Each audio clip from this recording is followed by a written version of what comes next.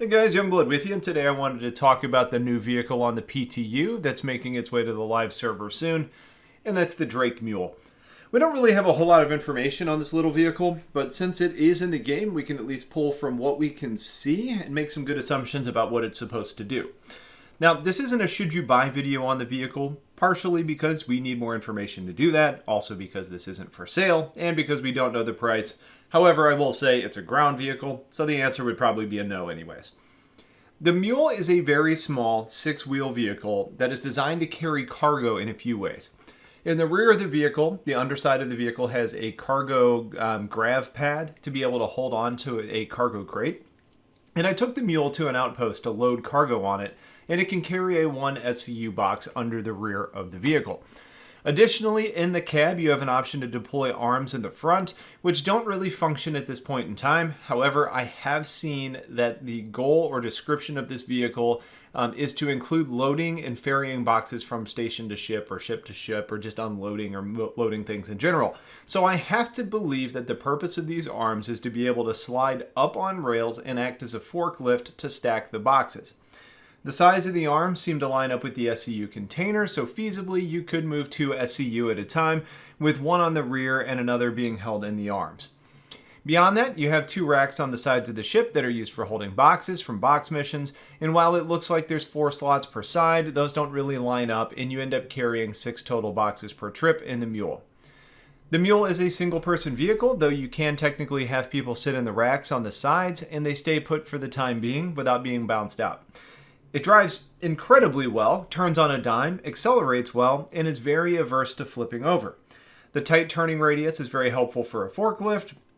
Aesthetically, it's an ugly little vehicle. Kind of like a pill bug, but I guess beauty is in the eye of the beholder. What I don't think is up for debate, though, is the amount of Drake logos spread across the vehicle, and that being a ridiculous trait.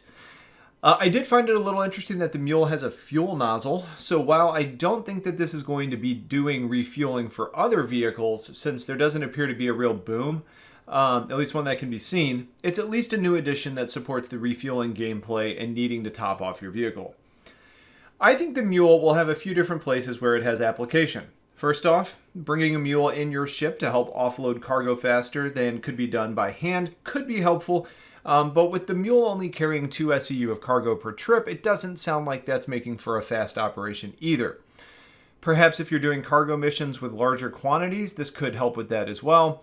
And I think that the cargo system refactor in the future is going to change how we manage cargo in general, especially in large quantities, and then a vehicle like this might be more important. There is a potential that this becomes something you use in your hangars to either move boxes around that you've either stored for sale later, or if the arms are a little bit more dynamic, potentially helping you to move ship components around your workshop could be a feasible task for this vehicle. I think missions like the drug missions, where you have a lot of boxes to move at once, could benefit from this, especially a vehicle that can move over terrain faster to load onto your ship than moving by hand. I don't know how much faster this would actually be than just leveraging the tractor beam attachment on the multi-tool, but there is a potential for value there. Speaking of value, my guess is that this vehicle is going to come in at $35, and while not buying from a return on investment perspective, it's not really worth it. It would at least be a cheap LTI token, which would be good for a lot of the ships that are coming during the sales event. Overall, it's an interesting little vehicle that I don't see a whole lot of point in at this point in time, but we'll hang tight for the sales page and maybe we'll get a better idea and feel for what this is actually supposed to do now and in the future. So that's it for now. Stay tuned for more coming your way soon. Have yourselves a wonderful day and take care.